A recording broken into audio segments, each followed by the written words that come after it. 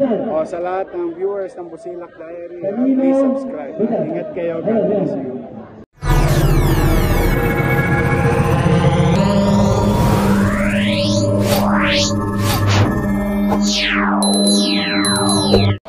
Iraraos mo?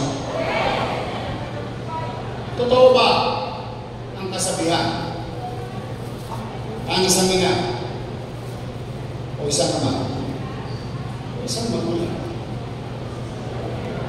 susubo mo naman, bibigyan mo pa sa akin.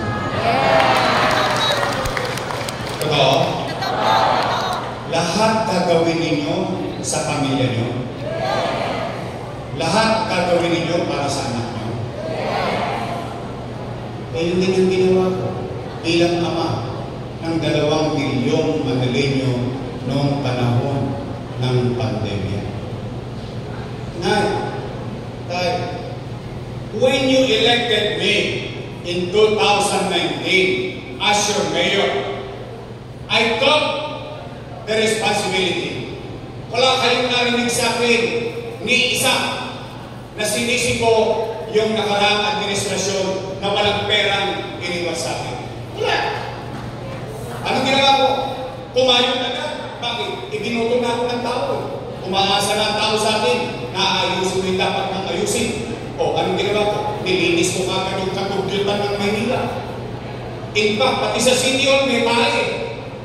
Nabaka ko Saan ka nakakita palilinis ko yung barangay ninyo sa loob ng bahay ko? Ang bawa-bawa puro echas.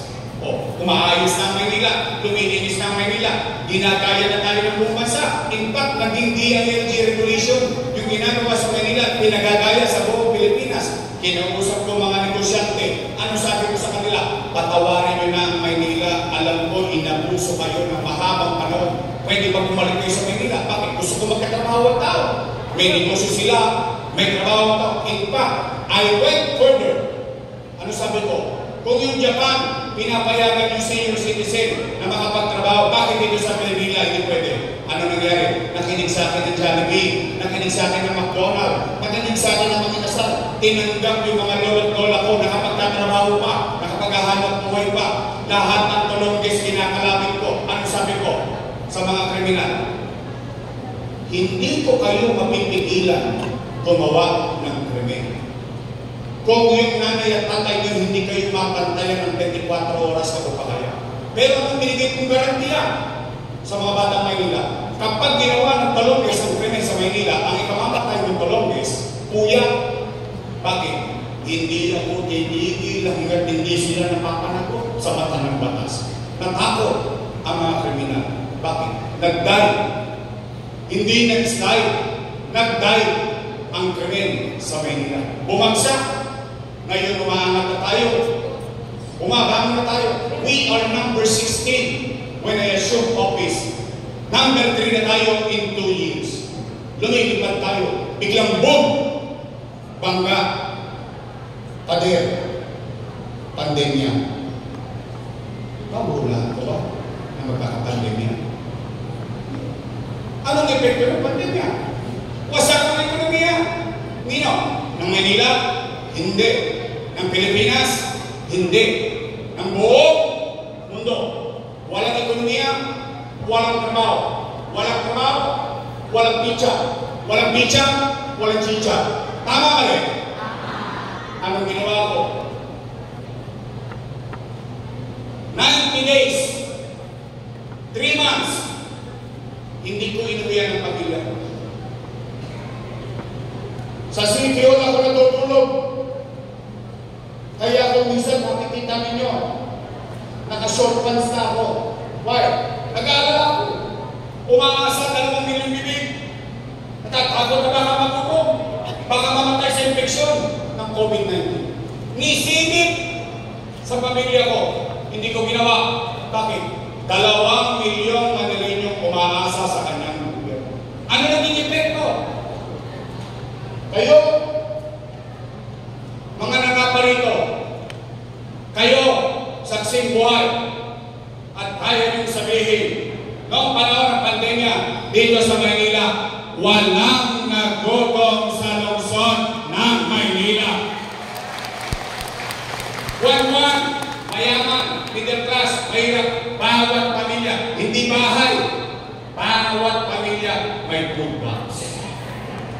Hindi pa nauubos yung food box, dumarating na naman yung isang food box. Tama mali? Habang niraraos po yung engka, araw-araw, saan ka nakakita? Sa Maynila. Magsiyasat po kayo, ha? Dito, nagtampo sa akin ng ibang mayor.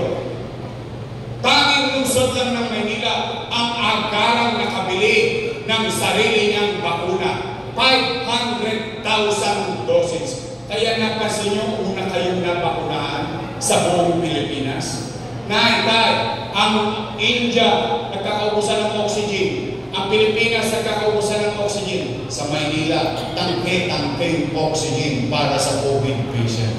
Tayo lang, may remdesivir, tocilizumab, molnupiravir, mamahaling gamot, dang-dang libo ang isa, mabuhay lang yung isang pasyente na may COVID-19.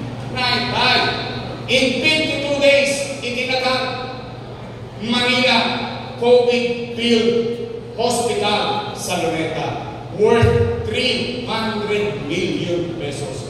Nagkakaubusan ng hospital sa buong Pilipinas, sa Maynila, prente-prente. Hindi pinakabahan ng mga taga-lungsod ng Maynila dahil may hospital para sa COVID-19. Habang kinakarap ko araw-araw sa kanan na maitawid, mairaos ang mga taga-Maynila sa pandemya. Sa kaliwa, hindi ako nagpapigil. Sa ano? Sa pangarap ko para sa mga apo nyo. Pangarap ko para sa mga anak ninyo. Itinuloy ko ang pangarap ko. Hindi ako nagpapigil para sa pandemya na yan. Tinatag, Condominium 1, Condominium 2, Binondominium 1, Pasay Community. Ngayong araw na ito, pinamigay na nila ang Pedro Hill Residence, San Lazaro Residence, San Sebastian Residence, mga kabahay kung saan hindi mo kailangan itapon sa lapsapang palay, sa dagat-dagatan, sa Cavite, sa Laguna, yung mga walang bahay dito sa Manila. Bakit? Squatter na ito eh. Mabuhay street, alam natin pare-pareho. Alam ko pakiramdam ng walang sariling bahay. Alam ko pakiramdam ng pinalalayas ka ng kasera mo kasi wala ka nang mapambayad sa lupa. Kaya itinatag ko ang pabahay. Habang ginagawa yan, habang natatapos siya, itinatag Manila Science High School, 10-story fully air-conditioned public school, Magsaysay High School, Albert Elementary School, at itinatag Rosauro Almario Elementary School. Mas maganda pa sa Holy Child. Naitay, habang tinatatag yan, ginawa Paseco Hospital. Ginawa bagong hospital ng Maynila, 10-story fully air-conditioned public hospital. Ang ipinagtataka ko, 3 taon ko na nabili yung MRI machine, CT scan machine. Bakit ngayon wala pa akong nabalitaan na nakagamit ng MRI machine at CT scan machine ng lungsod ng Maynila? Bakit ayaw nilang gamitin? Maalala ko ng tao? Bakit kung kalimutan ako ng tao? Ang importante sa akin, maggamit ng tao nang mabuhay siya. Tayong politika. Ano? Sana ko kumuha ng pera. Lipat ako ng ginto. Hindi. Nangutang ako. Saan? Sa gobyerno. Ang labo mo naman kausap yung Amerika ng utang, Pilipinas ng utang, Maynila ng utang sa Pilipinas. Opo. Bakit? Sino may-ari ng Land Bank of the Philippines? Gobyerno. Sino may-ari ng Development Bank of the Philippines? Gobyerno. Madaling salita. Imong-muestra ko para mas madaling maunawaan. Itong ulo ko, hanggang pa, yan ang buong gobyerno. May 2 bulsa. Isa sa wakali, isa sa nangka. Sa kaliwa, National Government Financial Institution. Ano na sa loob? Land Bank of the Philippines, Development Bank of the Philippines. Siksik-liglig, umaapaw pa. Sa kanan, City of Manila. Alas. Ano ang ginawa ng ama ng lungsod ng Maynila? Lumukot sa kaliwa. Inilipat sa kanan para makaraos ang bata Maynila.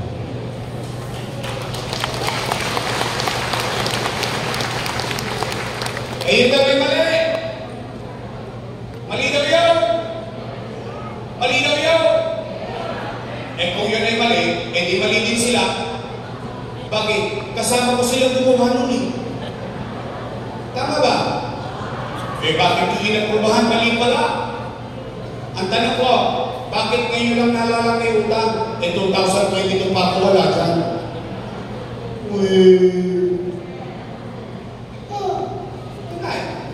Yan, kung mali. At least, una, ayaw kong maglakad sa Moriones, sa Wagas, sa Kasipagan, sa Bansantos, sa Sandino, sa mga sulok ng Manila, matamo sa mulo. Isa lang masasabi ko, kayo mga naparito, ayaw nga sabi ko kanina, salamat sa Diyos, buhay kayo. Isa lang masasabi ko, salamat sa Diyos, buhay tayong lahat, nakaraos tayo ng pandemya. Puro sila utang.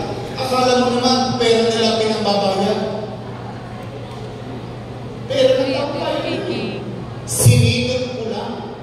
Inuna ko lang yung tao. O ngayon, kung yan ay mali, ay pananagutan ko yan siguro. Tayo na mahalang kumusga kung yan ay mali. Kaya mga nanay ko, mga tatay ko, mga lola ko, malamang sa hindi, ipatatawag din kayo ng kabila.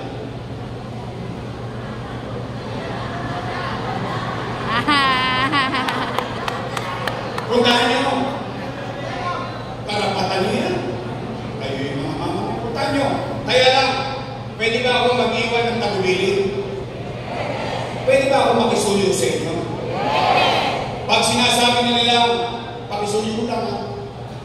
Pag sinasabi na nila, ha? Pag sinasabi na, utang, pwede ba pakisabi nyo? Oy, kung pinasasabi si Yorme, puro daw kayo utang. O magsilayos na kayo dyan, si Yorme kailangan magbabayan. Pwede? Pwede! Promise? Promise! Sige. Hindi naman pera ko. Hindi naman yung pera ko. Kumakaangking wagas. Tapos ka na tayo. Na, tayo.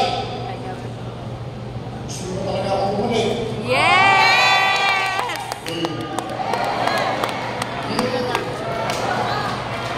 Sinachorot-charot nyo lang. Bumalik ka na! Sigurado kayo sa akin? Yes! Kahit yung mga bagay na ginawa ko? Talaga? Yes! Promise? Promise! Taas ka kamay na gusto ko bumalik? Promise? Next month? Next month! Hintay pa sila? Dami na sila. Ubus kayo. Importante manusog kayo. Kayo kausap ko. Biro lang. Oh, sige. Tay. Ayan ha. Gusto nyo akong bumalik. Ito masasabi ko sa inyo. Mabalik tayo. Yes! Kaya lang lagi akong kwentas klara sa inyo makipag-usap.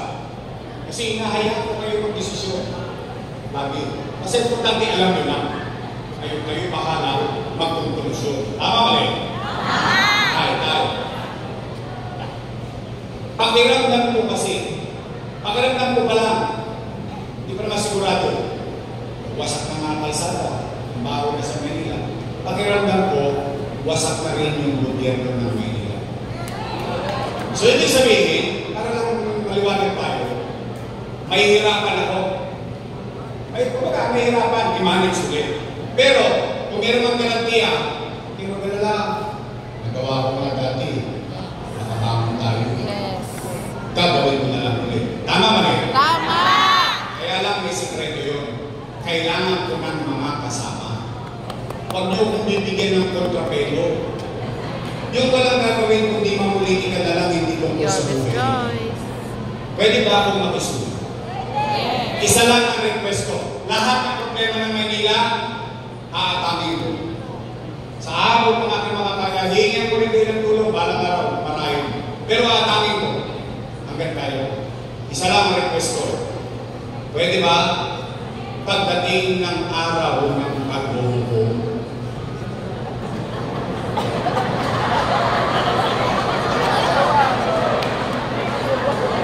Ito daw naman eh. Huhusgan na kayo sa takdang araw. Tama mali? Pagdating ng araw ng pagbubuo, pwede ba? Straight.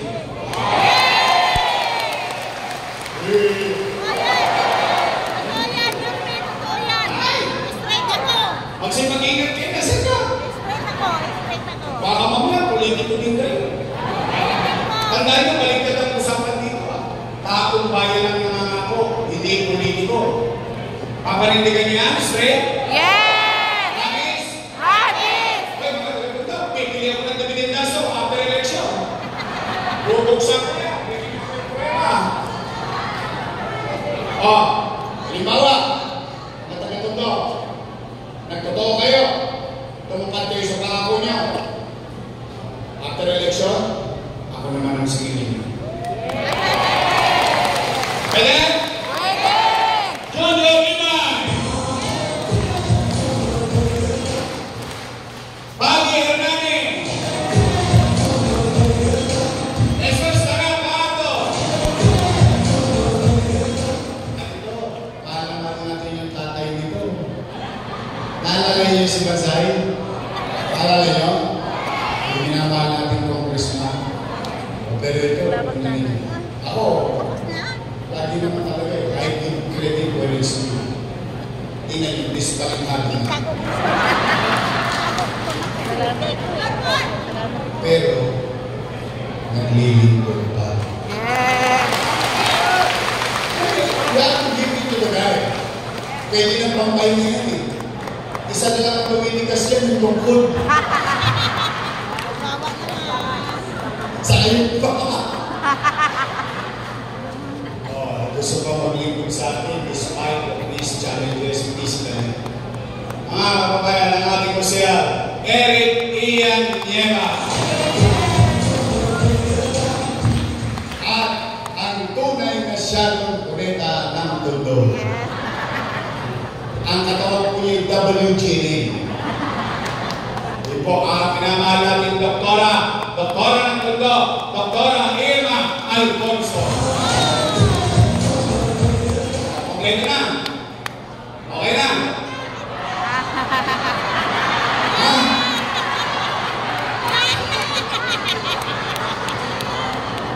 Pinabili yan ng suka sa masinag niya eh. Nagpunta sa Owen. Ako siya. Pero naya, mapo ka muna. Pero alam mo, alala ko lang sa inyo na, ganyan-ganyan niyo ako pinuto, mga senador. 23 anyos ako noon. Nilaspag niyo ako eh. Wala po. Gusto mo rin dito. Hindi siya bahala. Pwede ba makasunod? Lima na. O pwede rin siya panganin. Ito ang anak ng misis ko. Bakit? Tumagaso! Ang bugi, no? Manasay na. Sino mas pogi sa akin dalawa? Mag-ingat kayo ng sagot. Ako magbibigay ng pensyon. Siyempre, lagi pogi ang anak. O yan, ang ating mga congressman. Congressman Eric Dionisio. Yung vice mayor ko, may asin pa. Mukha lang po siyang 19. Naintindihan niyo na yun. Taparens na po yan. Ay siya po, tapos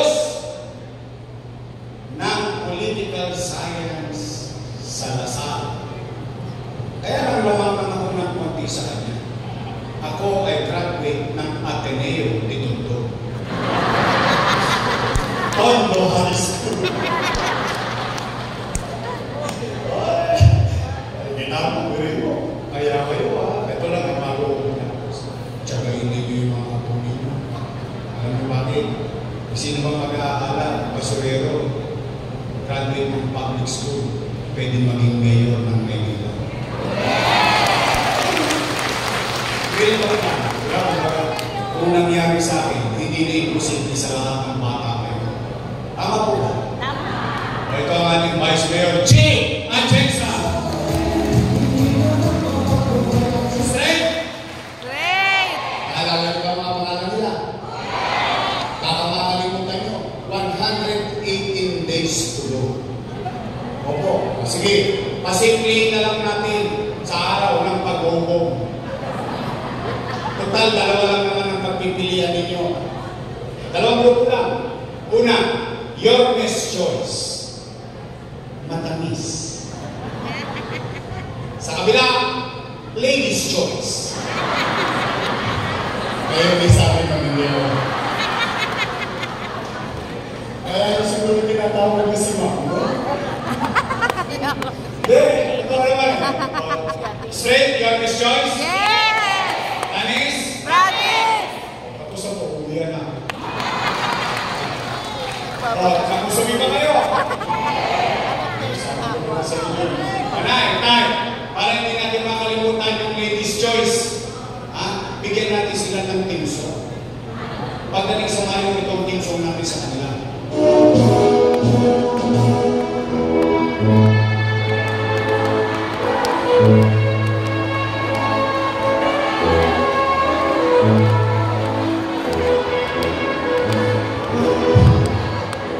Pag-graduate na natin sila. O sige, mag-iingat kayo mga minamahal ng lolo at lola, nanay, tatay, maraming salamat sa pagpunta ninyo dito. I love you! Mag-iingat kayo at pagpalain nawa